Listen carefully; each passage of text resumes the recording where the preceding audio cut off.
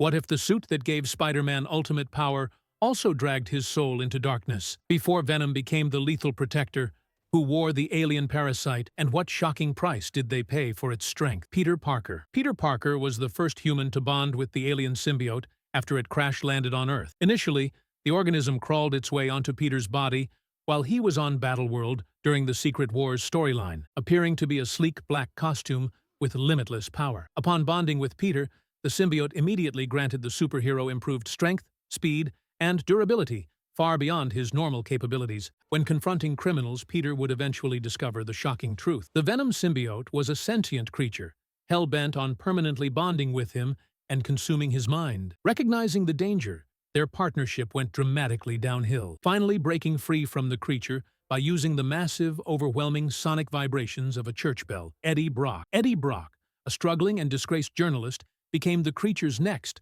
and most iconic host. His intense anger and profound hatred for Spider-Man created a perfect emotional synergy for the separated symbiote. The bond occurred after Eddie broke into the Life Foundation facility looking for evidence of illegal human experiments. While looking for clues at the lab, he stumbled upon the facility holding the Venom symbiote, and the entity immediately enveloped him. With the symbiote, Eddie gained enhanced speed, incredible strength, near invulnerability, resulting in the pair becoming the lethal protectors of San Francisco. Cletus Cassidy and Carnage. Cletus Cassidy was an incarcerated serial killer whose sheer mental instability and love of chaos made him an ideal host for the symbiote's offspring. Cassidy ingested a small part of the Venom symbiote after viciously biting Eddie Brock's hand during a prison visit. After this encounter, Cassidy discovered the new red offspring of Venom rapidly growing inside him. Upon its violent emergence, the new entity named itself Carnage, with the Carnage symbiote. Cassidy possessed abilities similar to those of Venom, but was far stronger, and possessed the unique, terrifying ability to create sharp, spiked weapons and projectiles from any part of his body. Cassidy and Carnage team up for a catastrophic assault on the city, and Carnage is famously defeated and devoured by Venom after the black symbiote successfully separates the unstable red creature from its host, Flash Thompson. And Agent Venom, Flash Thompson, a decorated military veteran, became the next controlled host of the Venom symbiote after the creature was seized from the villain, Mac Gargan, by the U.S. government. Unlike previous hosts, Flash limited his exposure to the symbiote to strict 48-hour periods to prevent the bond from becoming permanent. This critical key difference stopped the symbiote from completely overtaking Flash's mind. Like all symbiote hosts, he gained super strength, wall crawling, web shooting, and the ability to disguise himself. Flash adopted the codename Agent Venom and used his powers for good, eventually joining powerful superhero teams like the Thunderbolts and the Secret Avengers. Patrick Mulligan and Toxin. Patrick Mulligan was a dedicated NYPD officer who became the host for the Toxin symbiote. Mulligan was implanted with the offspring while attempting to find where Cletus Cassidy had hidden the bodies of his victims. In the movie narrative, he becomes a host for Toxin and is subsequently captured by the government agency known as Imperium. When Imperium's facility is attacked by the alien xenophage, Mulligan displays all the usual enhanced powers exhibited by symbiote hosts. As he is killed not long after displaying his impressive new abilities, Anne Weying and She-Venom. Anne Weying was the ex-fiancée of Eddie Brock and became a temporary host of the Venom symbiote. The entity briefly bonded to her to save her life from a fatal gunshot wound. By bonding with the Venom symbiote, she became the powerful character known as She-Venom. The transformation gave her incredible powers, including superhuman strength, agility, and the unnerving ability to shapeshift parts of her body into long, vicious tendrils. In the movies, she briefly bonded with the Venom symbiote after it temporarily abandoned Eddie. She used her newfound rapport with the alien entity to convince it to help Eddie break out of prison. Carlton Drake and Riot. Carlton Drake was the ambitious and ruthless CEO of the Life Foundation who became the final host of the Riot symbiote, crash-landed with the main entity. In the movie, the Riot symbiote made its way to San Francisco by jumping from body to body until it landed on Drake. The creature enhanced Drake with immense strength, incredible speed, durability, and a highly destructive ability to form massive, blunt weapons from the creature's body mass. Drake and Riot attempted to launch a space probe with the ultimate goal of bringing the rest of the symbiotes to Earth. They were ultimately stopped by Eddie and Venom, who caused a massive explosion that successfully separated and eliminated the Riot symbiote. Karl Mack and Phage. Karl Mack was another mercenary hired to serve as a host for one of the other dangerous Life Foundation symbiotes. He bonded with an offspring of Venom named Phage, sometimes referred to as Phage. The Phage symbiote imbued Karl Mack with enhanced strength, superhuman agility, and the unique ability to generate massive, bladed weapons from his arms for close-quarters combat, and was perpetually clashing with the other symbiotes from the Life Foundation due to its instability. Karl Mack was eventually killed by Venom, a casualty of the escalating madness and instability that plagued the entire Life Foundation group. Runes of Cuff. Call this massive memory wipe spell is the namesake behind the chaos in Spider-Man No Way Home. Wong explicitly warned Strange that the spell could shake the very fabric of reality, emphasizing how volatile it is. When Peter Parker kept interrupting the casting,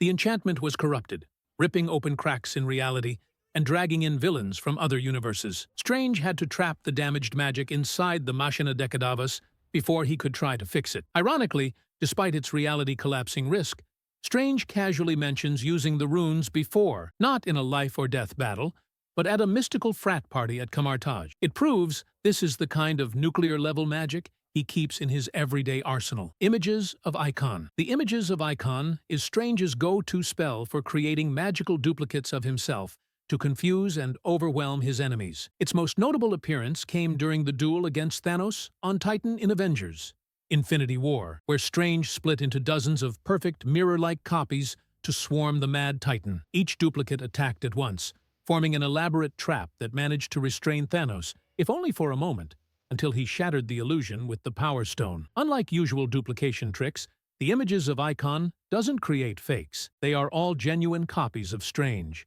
meaning he can literally summon an army in a second when he needs to completely overwhelm an opponent. Crimson Bands of Cyttorak. The Crimson Bands of Cyttorak are easily one of Strange's coolest spells, because they are more than just magic ropes. These restraints come straight from Cyttorak himself, an ancient demon god worshipped for his unstoppable strength in Marvel lore. When Strange casts this spell, he is literally channeling that raw, destructive power into chains that can hold down almost anyone. We first see the spell in Doctor Strange when he attempts to use it against Caecilius in the New York Sanctum. Later, in Infinity War, Strange pulled them out again during the Titan battle, and you can actually see Thanos, even with the stones, struggling against those mystical restraints. Shields of Seraphim. The Shields of Seraphim are Strange's most reliable and frequently used defensive spell, appearing in many of his biggest battles. These shields come from the Seraphim, celestial beings of light and protection that sorcerers can call upon for defense. Strange first used the glowing golden discs against Caecilius's attacks. They showed their true defensive potential in Infinity War,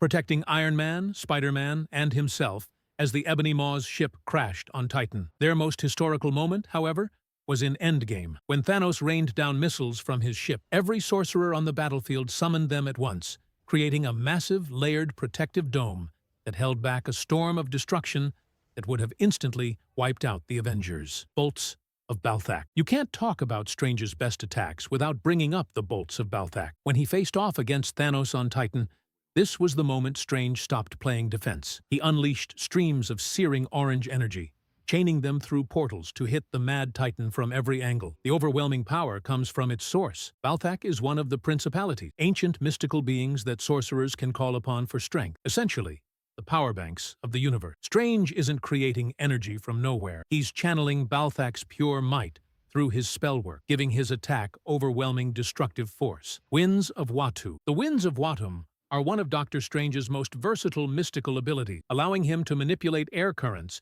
and create controlled vortexes with immense precision. He typically casts the spell through complex circular hand movements that summon glowing glyphs. Strange used the spell during the attack on Greenwich Village to disperse a violent windstorm generated by an alien spacecraft, protecting the city and stabilizing the area. It proved crucial again during the Battle of Earth. When the lake surrounding the Avengers compound threatened to flood the battlefield, Strange quickly summoned the Winds of Watum, manipulating the onrushing water into a massive, spiraling vortex and preventing it from sweeping across the field. Mirrored Dimension. This isn't just a simple spell, it's an entire separate world. Sorcerers use the Mirror Dimension to train safely, but it has immense combat practicality. Strange used it to seal the fight with Caecilius away from the real world, and he used it to shield himself from Thanos' Power Stone blast on Titan. In No Way Home, Strange pulled Peter Parker into the Mirror Dimension while taking full control of the warped environment, twisting reality around them. In Multiverse of Madness,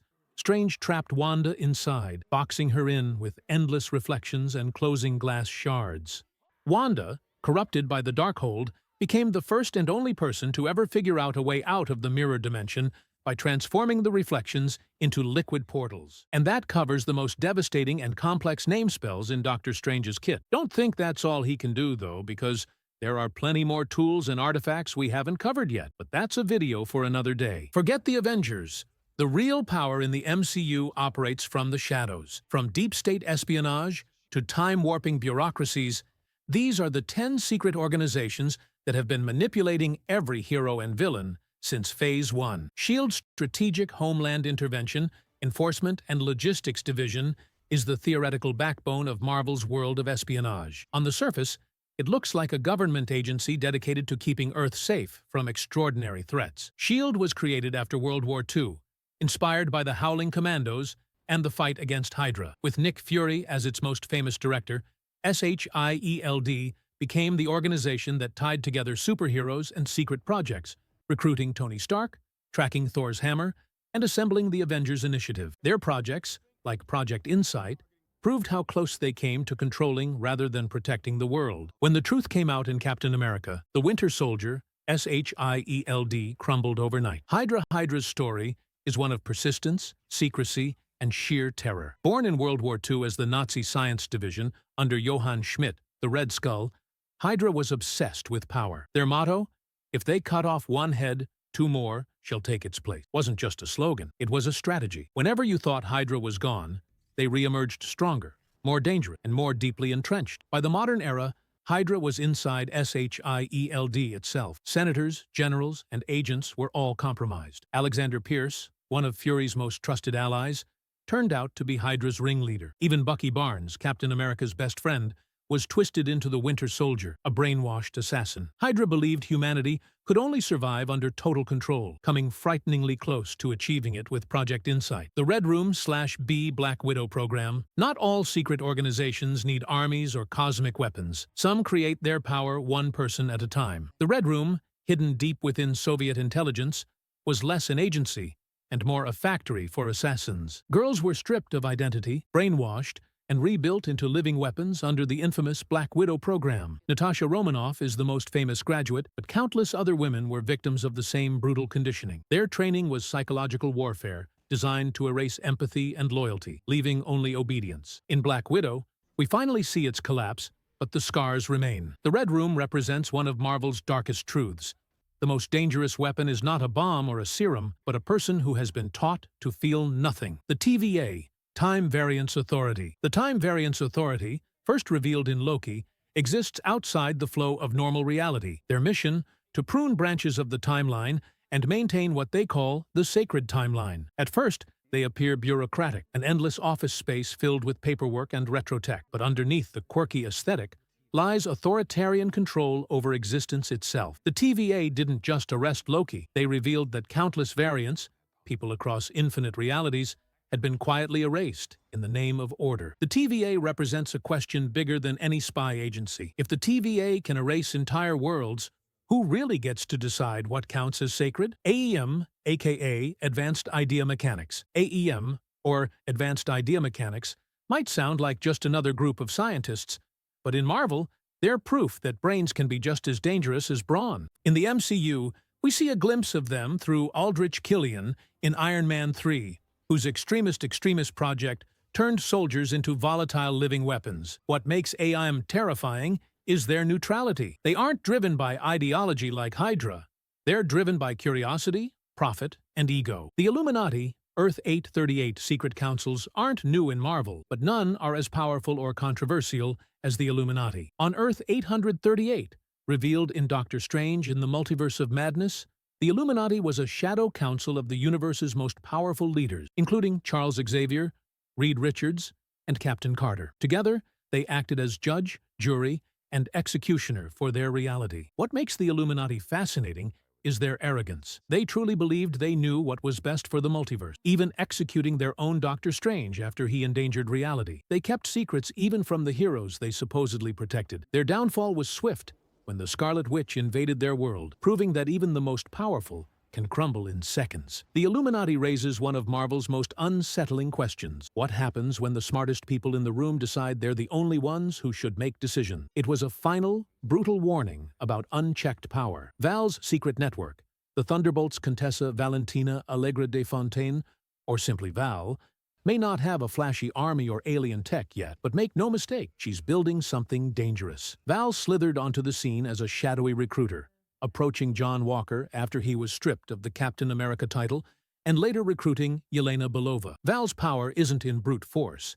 It's in connections and political manipulation. She's carving out her own covert ops team, often called the Thunderbolts in Marvel lore. Val's network operates in the gray areas, taking on black ops missions and morally ambiguous tasks that governments want to keep off the books. Val's growing influence shows Marvel's shift toward a darker, morally complex era where heroes aren't quite heroes. Val is pulling the strings, and the scariest part is we still don't know her endgame. Level 1. No cosmic sensitivity. At the base of the hierarchy are those who operate purely on human ability. They do not sense, wield, or interact with cosmic energy directly. Their survival in a universe of gods and aliens relies purely on training, weapons, and willpower. The clearest examples are Hawkeye and Black Widow. They stood beside the Avengers during world-ending battles, but their abilities never went beyond human limits. Their value was precision, tactics, and courage. Sam Wilson, pre-Captain America, also fits here. The difference is highlighted in battles like Infinity War, where they sat out because the fight against Thanos was beyond anything human could solve. This level sets the baseline, the 0 point, highlighting the contrast when they face cosmic threats that arrows and gadgets can't solve. Level 2. Minimal cosmic sensitivity. This level finds characters who have merely brushed against cosmic forces without commanding them. They are enhanced by tech, heritage, or exposure, acting as passengers, not drivers. Peter Quill,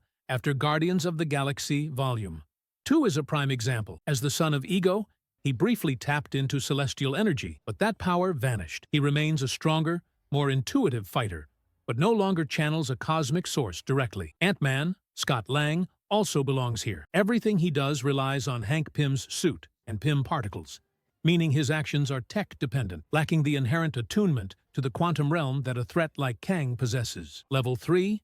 Latent cosmic sensitivity. This is where raw, internal potential begins to show. Characters at this stage are not yet in control. Their powers emerge sporadically, triggered by emotion, stress, or instinct, leading to unpredictable results. Kamala Khan, Ms. Marvel, is a classic latent case. Upon discovering her powers through the bangle, they erupted in hard light bursts. Her potential is obvious, but her sensitivity is raw and unrefined. Wanda Maximoff in Age of Ultron also fits here, as her early chaos magic was more about emotional lashing out than shaping reality. The most defining case is America Chavez from Multiverse of Madness. Her universe-crossing portals are one of the most powerful abilities in the MCU, yet she only activates them when terrified, often by accident. Level 4.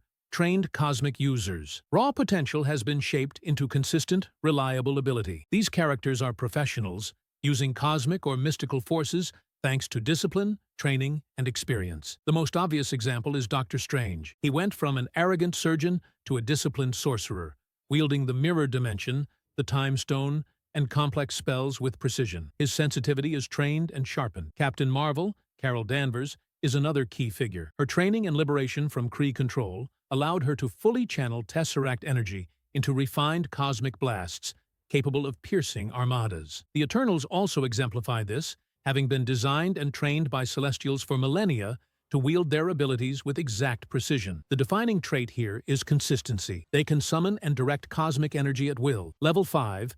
Exceptional specialists. The power ceiling begins to bend here. Characters are not just trained, they are exceptional, pushing their abilities into specialized, transcendent realms through intense focus. Wanda Maximoff, now the Scarlet Witch, is the prime example. Her mastery of chaos magic allowed her to sustain an entire false reality in Westview and tear through multiversal defenses, bending cosmic energy to her will on a terrifying scale. Loki, after Season 2, evolved into the god of stories, wielding enough power to literally weave the multiverse into stability from the center of the timelines. Hela from Thor. Ragnarok also belongs here, a specialist in death and destruction, attuned to Asgard's source of power. The Kang variants also fit this niche, with their absolute mastery of time and advanced technology, weaponizing timelines themselves. Level 6. Legendary Cosmic Masters. These are entities whose very existence reshapes reality. Their sensitivity to cosmic forces is absolute.